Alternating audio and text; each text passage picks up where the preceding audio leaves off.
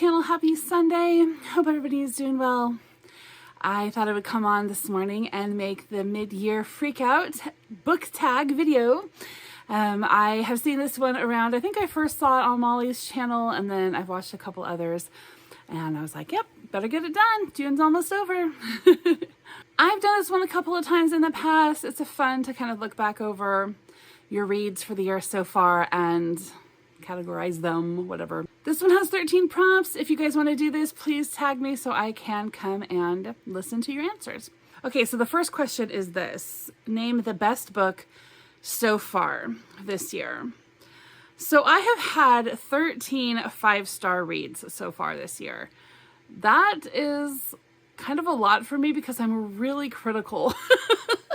I'm really picky about my 5-star reads, and so I usually don't have this many, but I've read some good stuff so far this year, I guess. So, but when I was looking through my list and looking through my 4- and 5-star reads, I decided I think the best book I've read so far this year overall is the biography of Agatha Christie. It's her autobiography, written by her over the course of 25 years or something, and I enjoyed it so much. It's almost 600 pages long, so I read it over the course of several months.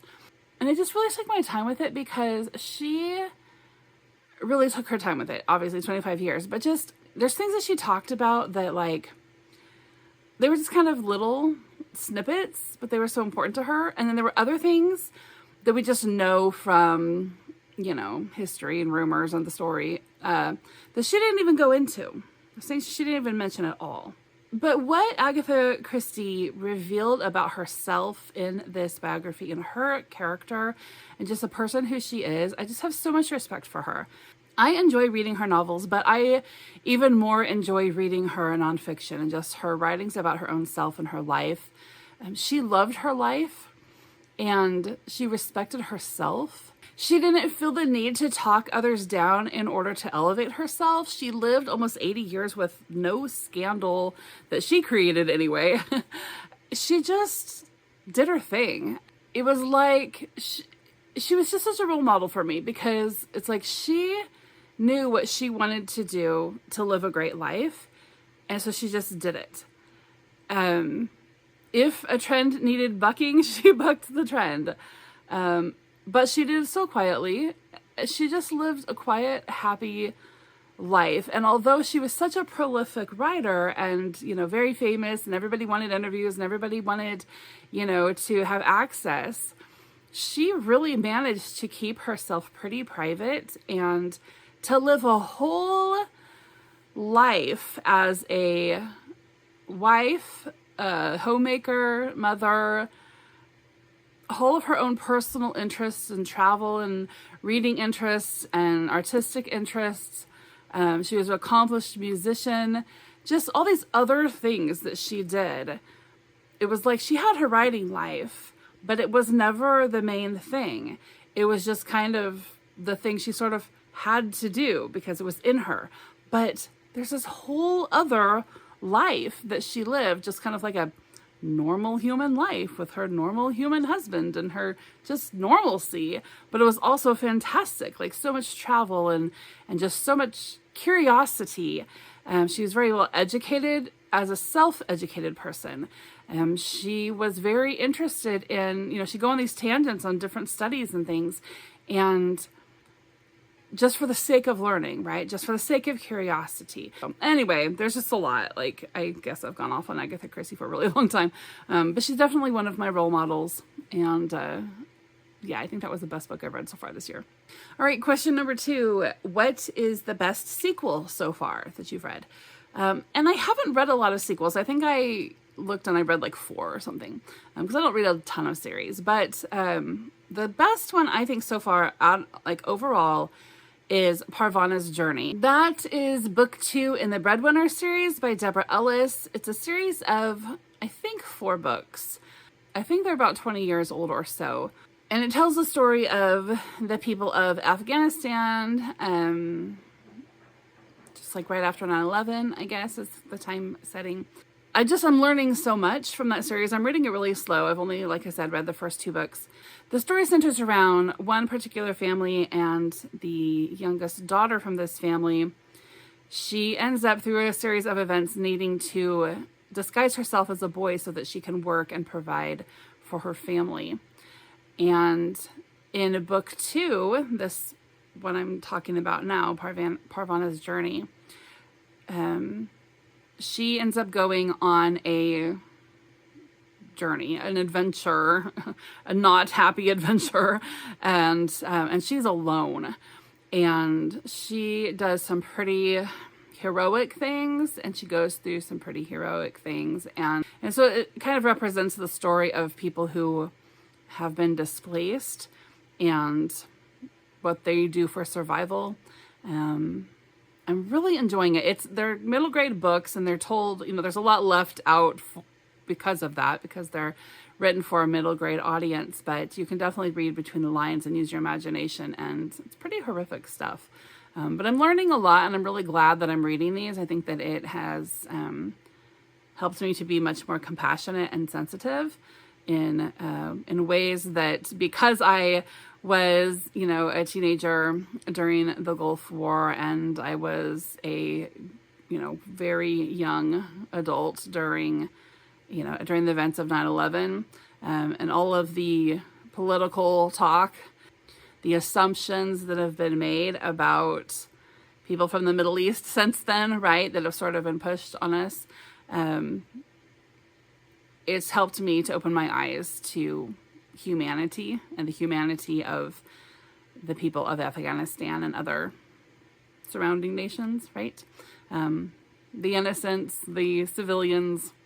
And so anyway, I'm enjoying that series. As far as the learning goes, reading it is hard, right? It's not a happy series, but what I'm learning and how it's changing biases that I feel were sort of pushed on us Gen X's. I'm appreciative of that for sure. All right, number 3, new release that you haven't yet read but want to.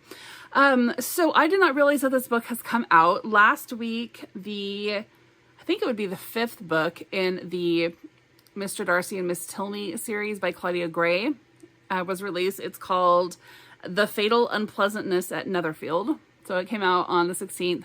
And I'm really enjoying that series. And it's been a year since the last book came out. So I'm hoping to get that before Jane Austen July. I put it on my Amazon list, and I'm planning on obtaining it one way or another before July so I can read it during Jane Austen July. Number 4, what is the most anticipated release for the second half of the year? I don't really know. I don't keep up with new releases really much, unless it's, like I said, that like that a series that I'm actually following. But I'm really hoping that there is a new release of Emma Lion. Volume 9 is apparently in the works, and I'm hoping she gets it done real quick and we can get that before the end of the year. They are, kind of self-published by the author, so it won't take as much to get her book actually in our hands as it would if it was traditionally published, but I don't, of course, know her process, but I'm hoping that we get it before the end of the year. Number 5, what was your biggest disappointment? So I've actually had several books so far this year that just weren't what I thought they would be, or what they could have been, or whatever. Things I thought would be better than they were, but there's one that definitely takes the cake, and that is The Once and Future King by T.H. White. I had really high hopes for this. It was a 5-star prediction. I thought I would adore the story of King Arthur and Guinevere. I absolutely despise the way that this author told the story. It is a really big book. It actually has 4 stories within this volume. And then you can get the 5th separately that was published. I don't know if it was posthumously or just later. But I hated everything about that book. I did not like what the author did with the characters. I did not like the way he told the story. I did not like the things that he focused on. I just thought it was horrible. And it's supposedly a classic. I thought it was disgusting. There's so many things. The other reason why it was a big disappointment is because it was my first read of the year. I thought that I was going to start off the year with like this fantastic book that was just going to be so cozy and immersive, and I was just going to eat it all up. And it was such a slog. It took me weeks to get through. It killed my January. I will never do that to myself again. From now on, every January starts off with like 5 favorite books, 5 favorite rereads, just to make sure I start off on a good foot. But yeah, that book, horrible. My husband did get me the first in the Mary Stewart Merlin series, Crystal Cave. Yeah, the Crystal Cave. He got me that for Mother's Day. I think she has 5. I think there's 3 that are like popular, and then there's 2 that like whatever. I don't know. Anyway, it's a series on the same topic, but focus more on Merlin than Lancelot, like Once a Future King was. Like, it wasn't even focused on Arthur. It was focused on Lancelot for the most part. I just hated it. But anyway, I am going to give the Mary Stewart book a try and see if I can redeem my love for the Arthur story, because T.H. White really tried to kill it. I will never recommend that book. I don't even know if I kept it. I don't even see it on my shelf, so I probably didn't keep it. Smart me. All right, number 6, biggest surprise. Oh yes, my biggest surprise was A Sicilian Romance by Anne Radcliffe. That book was fantastic. I think I was expecting, I had read it right on the heels of Evelina by Fanny Burney. It was like the next book I picked up, which is usually not a great idea when I read a pretty, I don't know, dense classic back to back like that. Evelina was really long and I didn't enjoy it. But I was super surprised by A Sicilian Romance. It was actually suspenseful in places. Like, I was actually feeling like, ooh, you know, all the things, the chills, the weird wonderings, the curiosity, the anticipation that you get from a good suspenseful book. It was very readable. It wasn't too sappy or sentimental or sensational. You know, it was good. Like, it was a well-written book. It was my first Anne Radcliffe, so I was like pleasantly surprised. Number 7, favorite new author, debut or new to you. So this is kind of a second surprise of the year so far, and that is Anne Bronte. So I have been an Emily fan for years, decades. Emily has been my girl. But I read a biography of Anne Bronte, and then I read The Tenant of Wildfowl Hall. And I don't know, Anne might be my favorite. The thing about Anne is she could tell a good story without having to have a, like, twisted romance. Because I feel like Charlotte and Emily's men, other than Hareton at the end, all the rest of Emily's men were pretty toxic in their own way. My daughter loves Linton. I think, well, anyway, I'm not a fan of Linton. Jane wrote some pretty toxic men. Mr. Rochester is pretty toxic. I know all of you Jane Eyre fans, and I am going to reread Jane Eyre probably before the end of the year and give it another compassionate look. I think it'll probably be my 5th read of Jane Eyre, and I've just never liked it because we are glorifying not the best of men. In the case of Mr. Rochester and some of Charlotte's other men. I don't know. It's just that Anne, she wrote a really great story without the woman being infatuated with a toxic male. And I thought that was fantastic. She could tell a love story without making it based on toxic behavior. She could write a strong character. Agnes is a little preachy. She is. I will stand on that. But Helen in Tenant of Wildfowl Hall was fantastic. Very strong. I think Anne, as the youngest sister, really had her head on the best of all of them, to be honest. Which is kind of the case in my big family, too. My youngest daughter, yeah, she's probably the most stable of us all. All right, number 8, newest fictional crush. So that idea to me is kind of weird, like to have a fictional crush, because I'm old and I don't crush really. And I've been married for almost 30 years and, it's just, I don't know. It sounds weird to me. So I will just instead take this opportunity to say that I am Team Hawks. I always have been, and I probably always will be. Number 9, newest favorite character. That would be Helen in the Tenant of Wildfowl Hall. I really admired her. I really respected the way she handled her situation that she was in. So she was in a emotionally abusive marriage for sure. The guy was really creepy. But you start off kind of see how she recognizes that.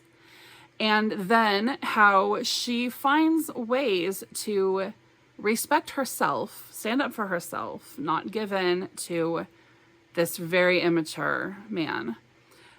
But also respect the commitment that she made before God when she made her marriage vows.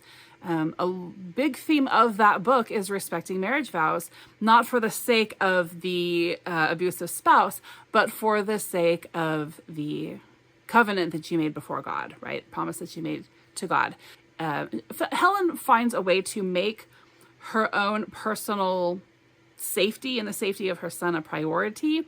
She finds a way to handle this situation in a way that respects herself, but also honors her vows. And there's more to the story than that, but I think in every stage of Helen's marriage, she did just the right thing. And that made me respect her a lot. Number 10, a book that made you cry. So I looked through my list. I don't know. I haven't cried, I don't think. There's nothing cry-worthy on my list this year. Last year it was Hamnet by Maggie O'Farrell. That's one of those books that I don't think I could ever read again just because of the emotional toll that it took on me. But it was one of the books that I will probably always hold up as one of the most impactful books that I've read. And it's almost one of those things I don't want to revisit just because of the experience that I had. Like, that's just a one-time experience. But it had me sobbing, and if I think about it too much, I will start sobbing again. So we'll just let that one go. But I think that, but there's just nothing that has hit me yet this year, like, to bring me to the point of tears, except for my daughter and I, Avalon, the 17-year-old, have been reading Little Women. I've read Little Women a billion times, but when I read it out loud, I'm finding that there's a lot that chokes me up. So I'm always kind of trying to hold back tears when I'm reading Little Women out loud to Abby. But, and it's not even really one of the most well-written books in the world either, but just because there's certain things that are coming, and there's just certain things that are just really beautiful and sweet about that story and about that family.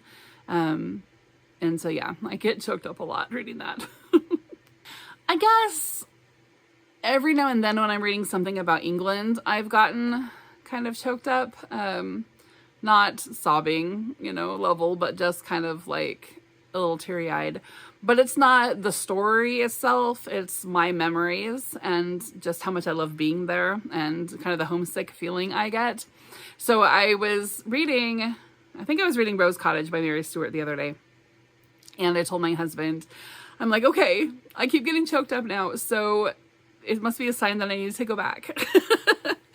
So fingers crossed, I'm hoping to go back next spring. Early spring, before it gets hot. Maybe April. But we'll see. But that's kind of in my tentative plan. Okay, number 11, a book that made you happy. So my last 2 reads that I finished were Rose Cottage and Thornyhold by Mary Stewart. Thornyhold was a reread, and Rose Cottage wasn't. But I just enjoyed the happy simplicity of them. They're just happy, simple stories. They both have a little bit of a mystery in them. I would call Thornyhold kind of like a light gothic, and I don't know, they just ended happy. And I'm not a romance reader, but that is the kind of romance that I enjoy, where it's just really light. It's just kind of hinted at throughout, and people are getting to know each other and spending some time, like, you know, in conversation and in mutual interests and that kind of thing. And then at the very end, maybe there's, like, you know, a hint of future solidification of the relationship. Like, super light, where it's just like a background story, and there's something else at the front of the story. And that's how these ones were. They were more about the strength of the female character and whatever it was that she was going through. And I loved that. I really prefer that, I think. I think that's what I like about Gothic stories, kind of like classic Gothics, you know, Victoria Holt, Phyllis Whitney, and even Kate Morton, who is a more modern Gothic writer. But they're light, but, you know, they're lighter than what some people might consider to be a Gothic. The plot is centered on the girl and whatever she's going through. But there's always kind of like this background love interest that ends up being like, okay, well, now that this, you know, crisis in my life has been averted or solved or fixed or mystery solved or whatever, now maybe I can focus on this love interest. And then the book ends. I love that. Number 12, what is the most beautiful book that you have been given or you have bought so far? I can't show you this yet, so you're going to have to wait. But there is a really beautiful book that I was given over the weekend that I can't wait to show you. But yeah, you guys just have to wait. When you see it, you'll know. All right, and then number 13, what books do you need to read by the end of the year? So I have some books on my 50 by 50 and also on my medieval challenge that I've given to myself that I need to finish by the end of the year in order to complete those challenges. But if I don't, like, it's not that big of a deal, right? So they're kind of like loose goals because I really kind of just put mood reading at the forefront of everything. And then if I'm like, I don't really know what to read, then I kind of look at my goal list to be like, yeah, maybe I'll try that, right? So, all right, I had to go get my little book. So for the 50 by 50 challenge, I am coupling it with Anne's Reading the Classic Challenge at In Search of Wonder. So I used her prompts to choose books off of my 50 by 50 list to sort of match them up, right? And some of them I've done this month, and then some of them I really haven't. But starting with June, using her prompts, I've got Uncle Tom's Cabin by Harriet Beecher Stowe. That one fulfills set in the USA. It is the 21st of June right now, and I kind of don't think that I'm going to read that this month. I might, but I kind of doubt it. So we'll see. July is to read something with a blue cover. And I put that I'm going to read some kind of a classic related to Jane Austen. Not sure yet what that will be, or even if I will. August, I have Gone with the Wind. The prompt for that one is to read something that is over 500 pages. So Gone with the Wind is on my 50 by 50 list. I may read that in August. September is to read something by a female author, and I put Mary Poppins by P.L. Travers. In October, the prompt is to read a new to me author. I have Winchester Meads by Emma Marshall. That book is kind of hard to find, and it's expensive. I'm going to have to send for it overseas. I wish I would have done that before everybody started raising their prices because of the tariffs. But if I can get a hold of that, I might read that in October. We'll see how long it is, because I'm also going to be hosting Gothic October again. And I don't know if I want to put that on there. And then for November, I don't have the prompt down, but I wrote Wives and Daughters is what I think I want to read in November. And then for December, it's a nostalgic reread. So I didn't put anything down for that one yet, because I just want to kind of mood read in December, I think. And I also have a reading event planned to announce for December. All right, so those are a few for that challenge. And then my other challenge is my personal historical deep dive challenge, where I am studying medieval history. For that, oh, I need to actually put a star on some of these that I finished. Okay, for that one, I had 8 books listed and I read 4 of them. So wow, I'm like exactly half. Good for me. So I have left to read The Anglo-Saxons by Mark Morris. I need to finish Meetings with Remarkable Manuscripts by Christopher de Hamel, which I'm about halfway through that because I'm doing 1 chapter a month.